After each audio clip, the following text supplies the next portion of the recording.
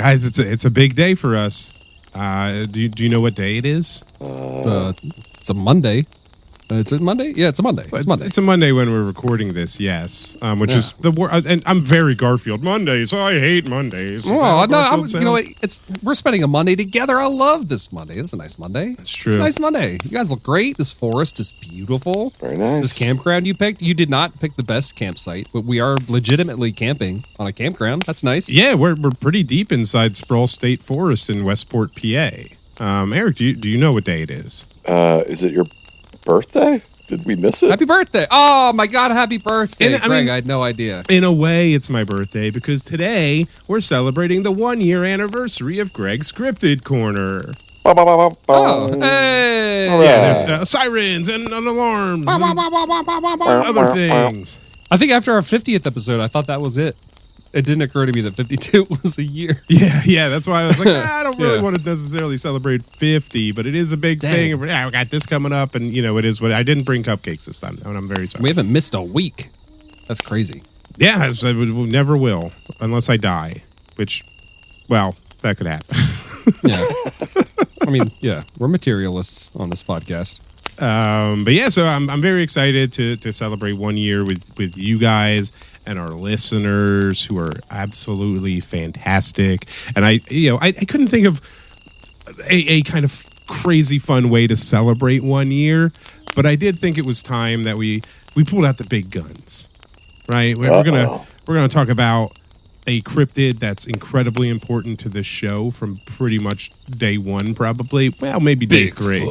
It's not Bigfoot, no. Loch Ness Monster. No, I really don't necessarily want to cover those. We probably will eventually. The Mothman. No. The Mothman. No, it's not. Did we do the Frogman? We did Frogman, yeah. Because I love Frogman, yeah. All right. Okay. The weird worm guy from X-Files that goes into pipes and watches you poop. Oh, the Fluke Man, pipe yeah. Fluke Man. No, today, we're finally going to do it.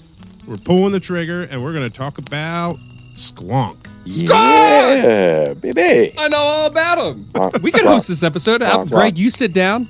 You cozy up by that fire. Eric and I got this. I already wrote all my notes, though. You throw them in that fire. You did all the work.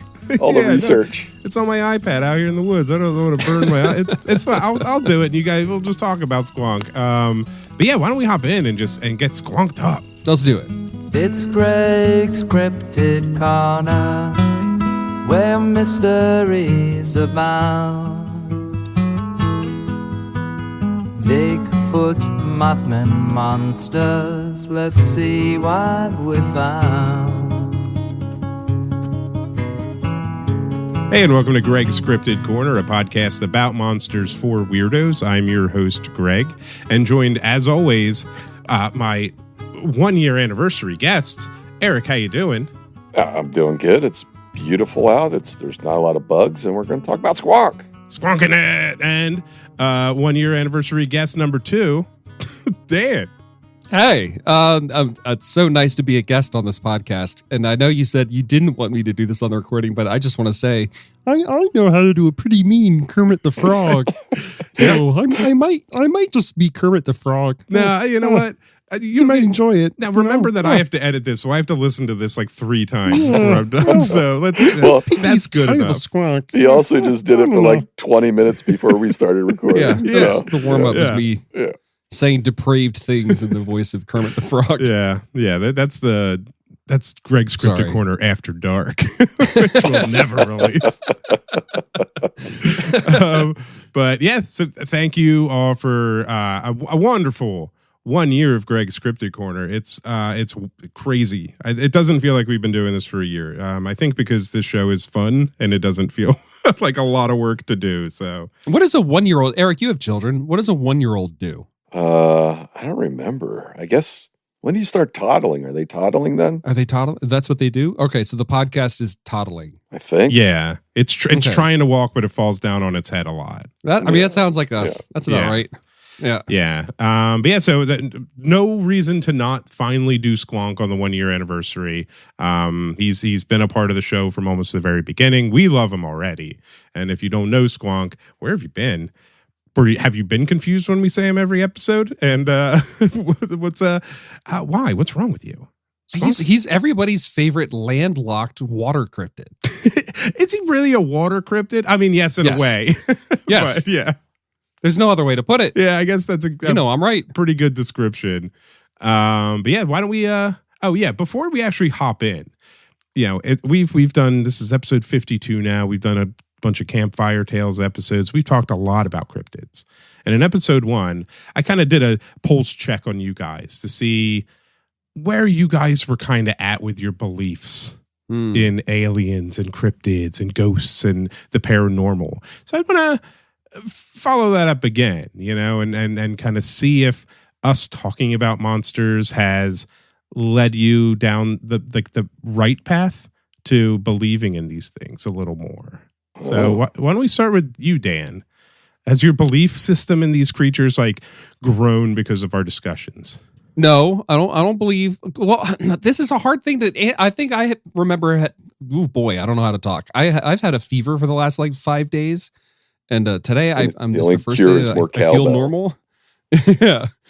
So sorry if my voice sounds weird. I'm sorry. The first time that you asked me this, I hemmed and hawed, and I think I still have the same answer. No, I don't know that I believe in. Actually, just yesterday, a good friend of mine texted me asking, hey, you're on a cryptid podcast and you say you don't believe in cryptids, but you talk about them every week. What are you up to? And this is a person that has had firsthand experience with cryptids. I want to get her on the podcast, but she's too shy. Oh, don't be too shy. One day I'll talk her into it. One day she'll be on. I hope. But I told her, I think probably a good answer to this, which is no, I don't think I believe in cryptids, but I do believe people's stories. I hope that makes sense. I hope that's not lame sounding. I believe people. I don't believe in cryptids personally. If I ran into Bigfoot on the side of the road, maybe I would think differently. But until then, I don't know, man. Too many people have too many stories about too much wild stuff. If I believed everybody, I would it's not that if I believed everybody, if I believed in everything that people claim they saw, I think I would go mad. No, that's okay. Yeah, I believe people when they tell me about their experiences, because it doesn't matter if what they saw was physically there, what they experienced was real, and I want to understand them. And is that a fair answer? I think that's a fair answer. Okay. 15 minutes later, there's your answer. Eric, how about you? Has your belief in creatures and monsters and cryptids and ghosts and aliens grown? Oh, well, you threw aliens in there. I heard you. I heard you lean on that word a little bit. Well, yeah, I know what you like. I don't know. I mean, I'm more interested in talking about it for sure. Along with Dan, I think the folklore behind it is really interesting. I like when it may be a hoax, or it could be some sort of other animal that's misidentified. My interest has grown for sure. And I want to believe that there's some real cryptids out there, but I don't know if truly in my heart I do. Do I believe they're aliens? Absolutely. So I should be able to make the leap to cryptids. Do I believe in ghosts? I don't know. Even even my alien belief, I guess, is sort of again, I'm like Mulder. I want to believe there are aliens. Yeah. I'm a really dumb Mulder, that just talks about farts and poop. Handsome. I'm more handsome Mulder, though. I don't know how to answer that, Greg. I'm sorry. I'm not giving you a good answer. I love talking about it. I love doing the show, and I'm learning a lot. So I would love to see something where I'm in real life. Yep. I would love to go on a cryptid hunt. We talked about this on another episode, and try and identify something, or just see some sort of gigantic animal that's prehistoric that was uncovered recently that was never identified before. But yeah, I don't know. Sorry for my non-answer. But no, I think I could sum it up with both of you saying your interest in cryptids has grown, but your belief in the reality of cryptids is still a little low. Actually, wait. Yeah. Yeah, I'll say yes. I'm hearing Eric, hearing you talk. I was thinking about how the first time that we all hung out, or the first couple of times, Eric and I both came from like religious backgrounds. We talked about that stuff a bunch when we first started hanging out. Mm-hmm. And I feel like there's a similar, like there's something about like theological conversations, like trusted, when you're with people that you trust and you're talking about stuff like that intensely, Mm-hmm. there's like a joy and a pleasure in that. And I think there is something similar in cryptids where it's about folklore, which is like history and learning about a people, but it's also like an epistemological question. Like, what is the nature of belief? Like, you believe these things and I believe these things, and like the truth is probably somewhere in the middle. And these conversations are not that different to me. Like, it's fun to hear these stories and it's fun to entertain ideas that I don't necessarily adopt. Yes. You know what I mean? Yeah. To hold it in your head it's pleasurable. It's fun. It's nice. I agree with that. Yeah, for sure. Yeah, I think what I heard Dan say was Bigfoot is God. I worship Bigfoot. Something like that. The 10 Commandments are etched onto each one of his giant toes. Yeah, that's why he's got 10 of them. All right, cool. I just wanted to see where you guys were at, and kind of, I guess, officially declare year one a failure because I didn't. Oh no!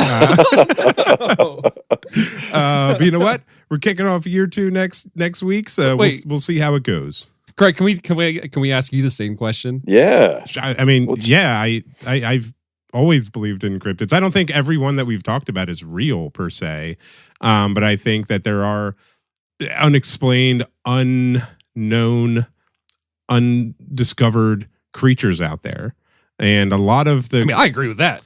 Yeah, for sure. Well, yeah. I mean, from a anthropological aspect of it, but like, why wouldn't Mantis Man be real? And why wouldn't he just be like an insectoid walking around? Or Loveland Frogman being possibly some mutated frog that carries a wand for some reason, and Fresno Nightcrawlers being sentient walking like mushrooms like we talked about. Like, these things are possible, even if it's within like a fraction of a possibility.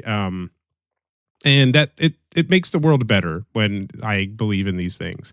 So, and going through the show and like researching the creatures and all that, it makes it more fun. Now I know 52 of them that I could annoy people at parties with. So, yeah, dude, I don't disagree with anything you just said. Yeah, to be honest, me neither. Yeah, I do like, and Dan, I think you were trying to do this a couple episodes ago, like almost sort of classifying like what we talked about and like what buckets like different cryptids fit into, and seeing like similarities between them. And I think that's kind of interesting. Like the more we do, you're going to like see the larger landscape, and you can kind of see where like pieces of the puzzle fit in. That makes sense. Yeah. Like if it does, if there like are patterns in the stories that we tell each other late at night around the campfire, then those patterns have to like reflect some kind of baseline anxiety or fear or moral tale, which I guess is still just anxiety and fear, paranoia, class distinctions. Honestly, we've had a couple of very intense episodes about like slavery and like racial relations. Mm-hmm. Like there's a lot of crazy history and like humans bumping into other humans going on in these stories. In that way, I think they're definitely real. Like I don't remember what episode it was, but I think I went on a tangent about like, oh, well, if it's a thing that doesn't corporeally exist, but enough people think that it exists, that they change the way they behave in the real world, like it actually manipulates behavior, then in that way, it is real. Yeah. Like there is a reality to that. Well, those are those cautionary tales that we've always talked about too. Yeah, like that might be like that might have been from the Harhacha episode. The Were Llama Demon of Incest. Like it's just like, if you think this happens, maybe just don't do that. Well, don't do that anyway. But like, don't do that. Yeah, yeah. All right, cool. So we're good. We're good here. We're all still friends. You're gonna keep hanging out with us. Yeah, no, we're gonna just start this whole thing over again. And so if we were converted, it would just be like, all right, podcast is over. Yeah, my job would be done. So I guess it's good that you guys are still horrible skeptics. So this is officially season 2. We're cracking the champagne bottle. Yeah, season 2. I'm never doing a season, the year 2, but year 2, year of the wolf. It's a year of all wolf cryptids, and we're kicking off with Squonk. Oh no, well that's not a wolf. But this ends year 1. Yeah, I don't have a. Okay. Oh man. 52 wolves? That's going to be hard. It has to exist, dude. There has to be 52. I mean, there's wolf dog cryptids. men all over the place, and there's werewolf stuff, but Canine they're all men. kind of got to be pretty samey. But let's hop There was into a moment Squonk. there where I wasn't sure if wolves were canines or felines. They're definitely not That's where I'm felines. coming from. No, yeah. Well, let's jump into Squonk. We've wasted enough time talking about the first year, and now let's finish it up with our dear sweet little boy Squonk. I want to work up some tears.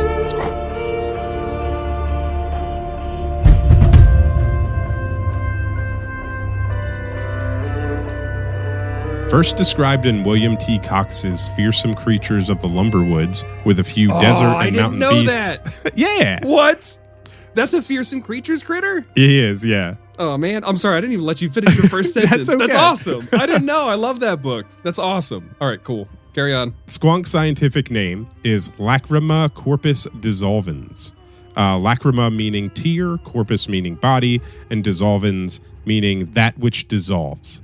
Located in the hemlock forests of Pennsylvania, and some say its main stomping ground is here in Sproul State Forest. Now, Cox doesn't give a ton of physical description of Squonk in Fearsome Creatures, besides having, quote, misfitting skin which is covered with warts and moles, and and being of a, quote, very retiring disposition. What does that mean? He just sad and kind of given up, retiring? I believe. Yeah, retiring, Okay, yeah. He's got a fishing rod and like an outdated, like a Pearl Jam hat. Oh my God, is Eric a Squonk? That sounds amazing. But as the years went on and Squonk grew in popularity, his appearance became more and more known. Yes, he's got saggy skin and warts. He's described as being gray or sickly brown in color, with a pig-like shape and slightly webbed feet. His eyes are small and sad, which is just describing someone's eyes as sad. I just feel bad. He's got a puppy. I imagine like a beagle, an old beagle's eyes. You know, the really human dog eyes. Sad eyes. I was told recently that my eyes look tired. I mean, they're not wrong. I think you're getting hit on, dude. No, I was exhausted. I'm tired all the time. I'm like a Squonk, but with tiredness instead of also with sadness. But you don't dissolve into a puddle of tears. You float on them. Yeah, no, it's a distinction. That's just my sweat pouring off. That's how you get home from the bar at the end of the night. Yeah, you just on a jet ski home, farting down your own trail of tears. Yep. So Squonk's eyes are small and sad, and he's always crying.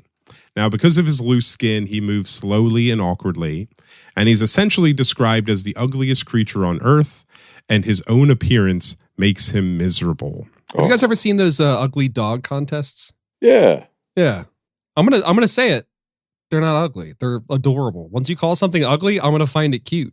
Yeah, they have like their tongue hanging out of their mouth and like spiky hair. Yeah, a tooth coming out of an eye. I love it. Well, it's kind of like the Flyers mascot Gritty. We've probably talked about Gritty on the show, but like when they announced him and he came out and the world saw Gritty, everyone was like, this is the worst mascot possible. But because you said that, now Philadelphia loves him. We cherish this monster, and he's a chaos demon. Anything that you declare ugly immediately becomes cute. Yeah. So all right, that's it. Just saying, disagree. He's not the ugliest thing in the world. He's adorable. I love him. Now, unfortunately, Squonk's home area has become victim to intense logging over the years, often creating essentially marshlands where there used to be huge tree canopies. And some people say if you dig down into the marshes, you can actually find the bones of Squonks that could not escape the mud. And that makes me... multiples? Yeah, I thought there was one. That's amazing. Yeah. Now, the fact that you might be able to find Squonk bones makes me as sad as a Squonk, but I nobody really necessarily knows how. And I have a question towards the end of this episode. We don't know how Squonk reproduces, right? I assume kind of like asexually or like... No, dude, you know those squonk like crazy. Yeah, but it doesn't want to be seen, right? So even by probably another squonk. They can close their eyes. That's true. I had a girlfriend in college. Use a white sheet with a hole in it. Yeah. Or turn the lights off. It's fine. It's dark in the Hemlock Woods. You know? Yep. I don't know. Like, I see what you're saying. You're not actually saying that it's like a reproductive problem. You're saying that it's a mental problem. Yeah, it's a mental problem. Yeah. Like, so you don't think that a squonk could ever have a partner squonk? Well, if they're both crying at the same time, kind of equals it out, balances it. Yeah. Two negatives make a positive. okay, yeah. That's So- their bond. That's their shared interest is self-hate, self-loathing. Yep. It's not a healthy relationship. It's no, not a way to don't do that. It's Yeah, not. It's not good. even like a symbiotic kind of thing, or what's it called, a parasocial situation. It's just kind of they're just both sad all the time. Yeah, could you imagine if like he woke up and looked in the mirror and was like, "Man, I look terrible today," and then she was like, "Yeah, you do." Yeah, you obviously do, and also And that was I a do, loving too. morning. Yeah. He just turns and like smiles. He's like, "You know me," and then he goes back to crying. We're perfect together. Oh, poor Squonk. He needs therapy. Honestly, He does. Yeah. Now, if you're on the hunt for a squonk, to take him to therapy, which I would say just leave him alone. But I do Hear, think therapy is great, and you should, if you need help, you should go ask for help and go do therapy. It's good for you. But if you want to catch just maybe a glimpse of Squonk, you can track him by following its loud weeping at night. And night is important because Squonk avoids the daylight because, one, it makes its ugliness easier to see during the day. And Squonk might catch a sight of himself in a puddle, which will make him feel even worse about himself. Oh no! Oh, so he doesn't have a mirror to look in. He's broken them all. Yeah. All his mirrors are cracked. They're just funhouse mirrors. He's like, I know I don't look like this. I probably look better. Oh no! The ugly duckling tale. I love that we've gendered Squonk as a boy because all of us are projecting on him right now. Yeah. That's probably I'm true. a little bit of a Squonk too. Like, he avoids the daylight. I'm like, I wear black. It's so slimming. Throughout all my notes, I have it like it's listed as it and he. It's all over the place, but yeah, That's fine. Now, as Cox tells us in Fearsome Creatures, quote, when cornered and escape seems impossible, or when surprised and frightened, it may even dissolve itself into tears. So Squonk's not easy to catch. Now, there is a story about Mr. J.P. Wentling, who caught a squonk once by luring it into a bag by mimicking the sound of his crying. But when he was taking the squonk home, the bag suddenly got lighter and wet and the squonk was gone. So, yeah, Squonk will turn himself into tears. But that, yeah. Sorry, go ahead. You might be about to ask the same question I want to ask, and you can have it. Go for it. But that begs the question. Yeah. When Squonk turns into tears, does Squonk die? Right. I think we're all thinking, I was thinking the same thing. Or can he like regenerate back to his solid form? Yeah. So like, does his superpower of self-pity and low self-esteem make him like cease to exist in the world? This is the one time you don't pull out interdimensionality, Greg. I don't think he's interdimensional. I don't think he's got it in him. Well, what if that's like ectoplasm that he's crying and he like turns into a ghost and just whips away, you know? You know what, Dan? And I want to keep you on your toes. I'm Okay. trying hard to not go into interdimensionality with everything. Okay. All right. No, that's fine. That's fine. Okay. I mean, I'm with you. what if he does? You're right. He dies. Well, that's the question, right?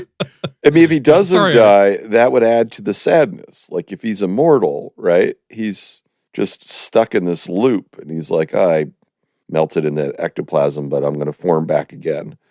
You know? Yeah, that'd be horrible. Yeah. Like endless sadness, like he's in freaking hell forever. Yeah. That makes it worse, though.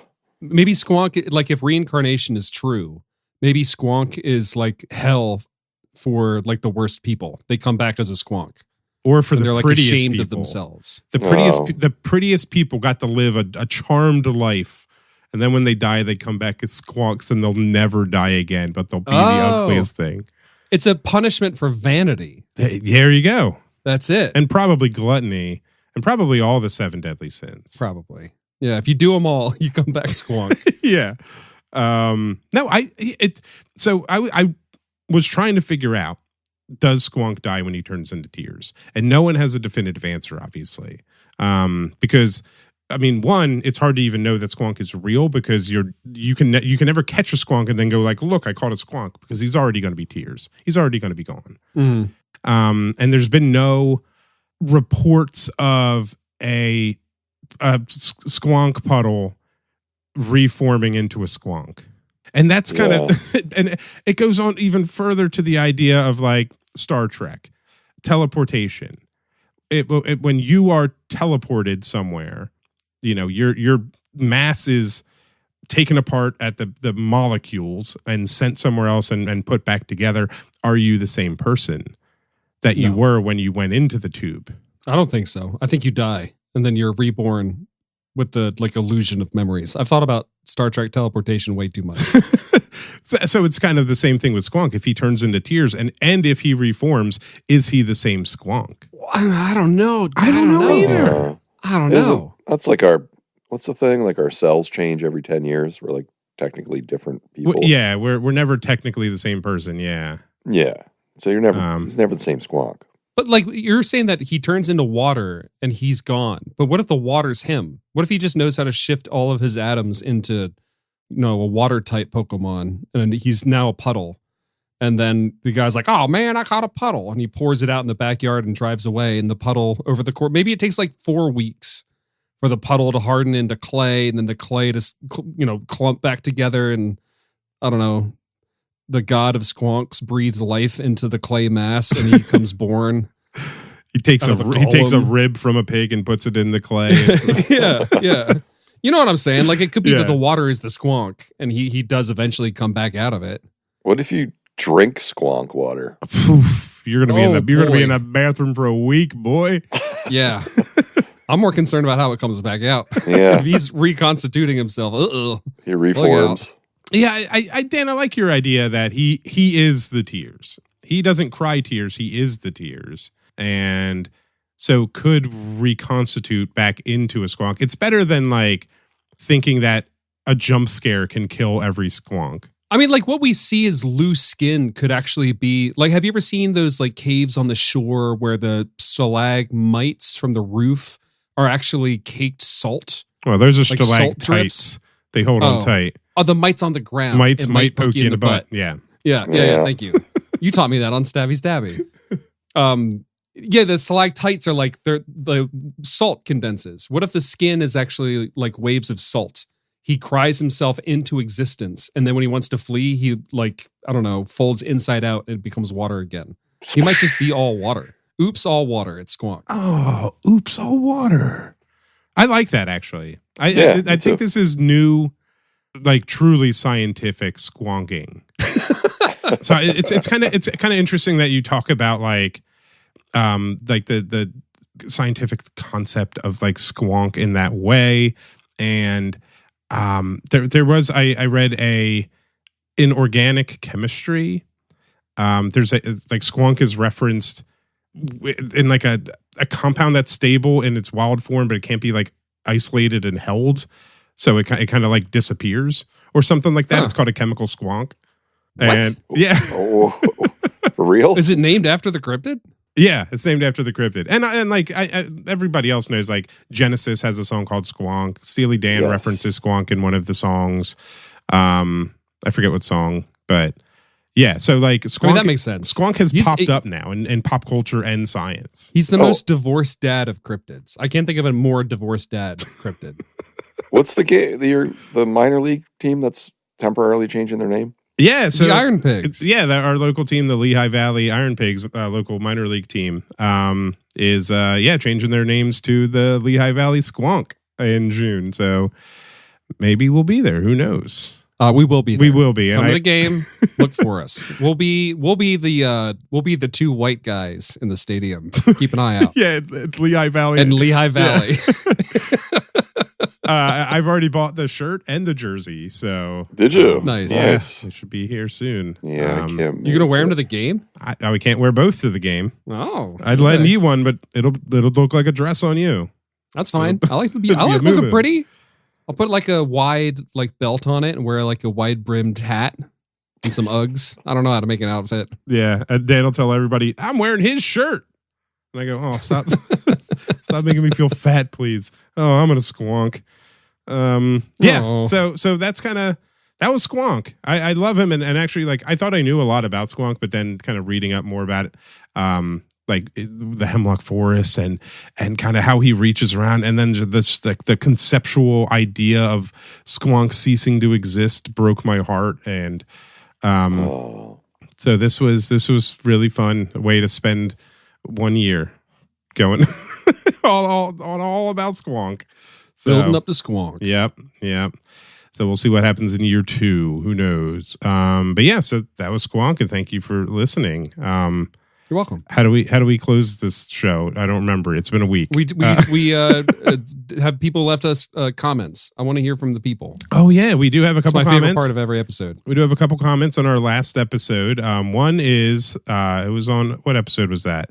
The Suskin Screamer. Carrie responded to your comment, Dan.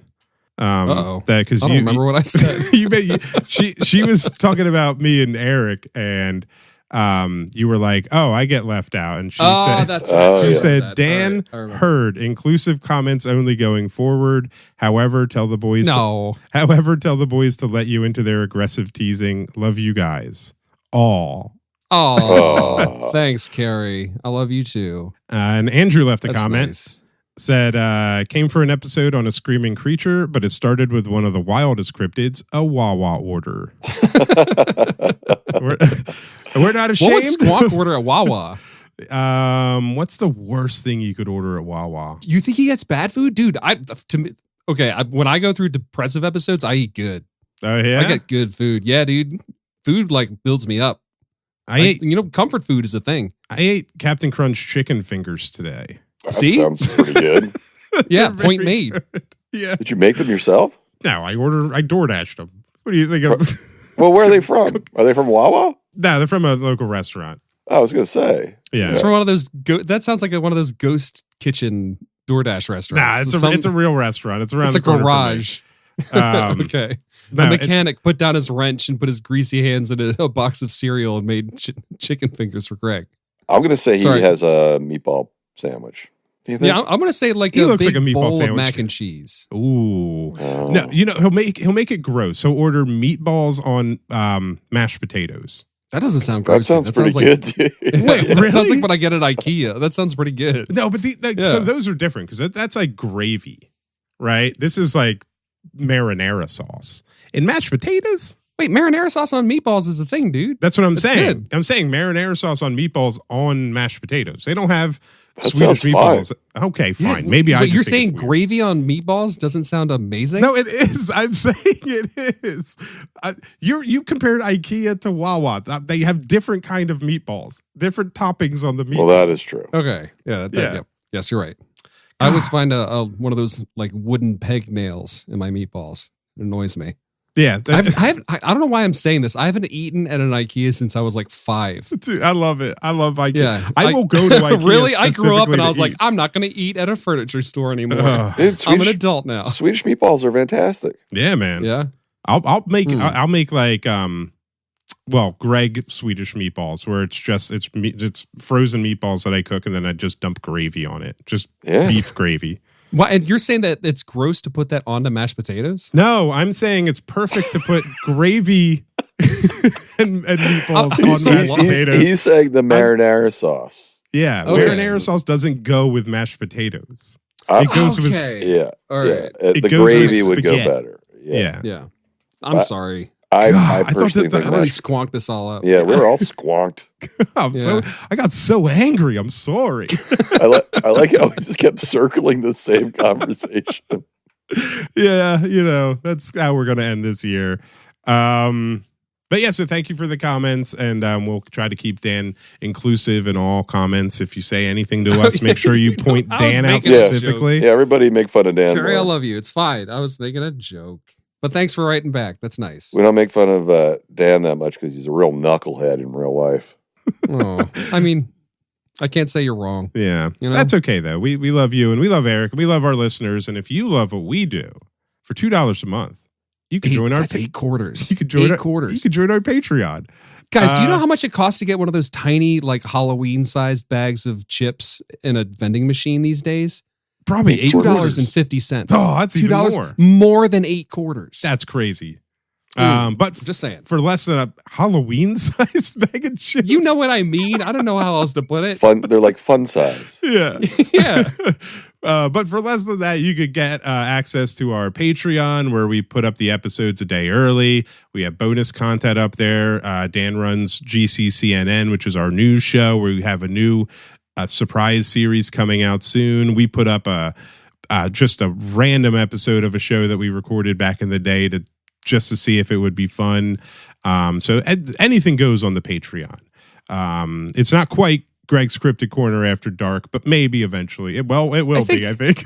Coming up. You should think of our Patreon as like buying a pack of Pokemon cards. You know, every month you'll get a winner. Some months, you're going to lose. You bought a pack of Pokemon cards. Yeah. That's the joy. Yeah. That's the joy. Yeah. Yeah, and we'll be doing movie streams over there more, and the Discord is great.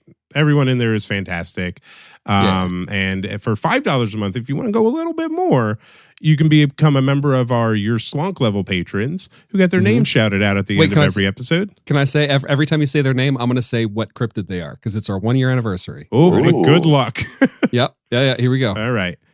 And I want to thank Amy's Birdhouse, Squonk, Liam Neville, Squonk, okay, Bridget, Squonk, Pam and Brian, Squonk and Squonk, Molly, Squonk, an unperceived interdimensional Bigfoot via Squonk, Brutal Compact, Squonk, Luke, Squonk, Elena, Squonk, and Brian and Pam. Squonk and Squonk again. Okay. I thought you were going to do it differently, but you really proved me wrong, as you always do. I mean, dedicated. Greg, guys, what's our motto? As we always say, I'm Squonk, you're Squonk, go birds. On the subject of Squonk having a life partner, you know, somebody that he can cuddle with and see and be seen by, and maybe Squonk doesn't cry when other Squonks look at him. Maybe that's like the vulnerability. You know, the kink in his fleshy armor is another Squonk's gaze. That's what he actually needs. You know what I mean? Oh, it's kind of sweet. What's their hovel? What's their apartment like? Where do they live? Oh, I'm imagining like Yoda's hut, but with like really nice furniture. Oh. IKEA, like the high end IKEA. That's like real wood. That's right. Yeah. Yeah. And Swedish meatballs everywhere. Just slip it on meatballs. Freaking mashed potatoes mixed in. It's a mess. That's Yoda's hut, but a gravy stained Hermes chair. Oh, that's good. That's my entire house is just gravy stained. So maybe I am a Squonk, and I honestly, this show has helped me realize we're all Squonks. We are all Squonks deep down. Yeah.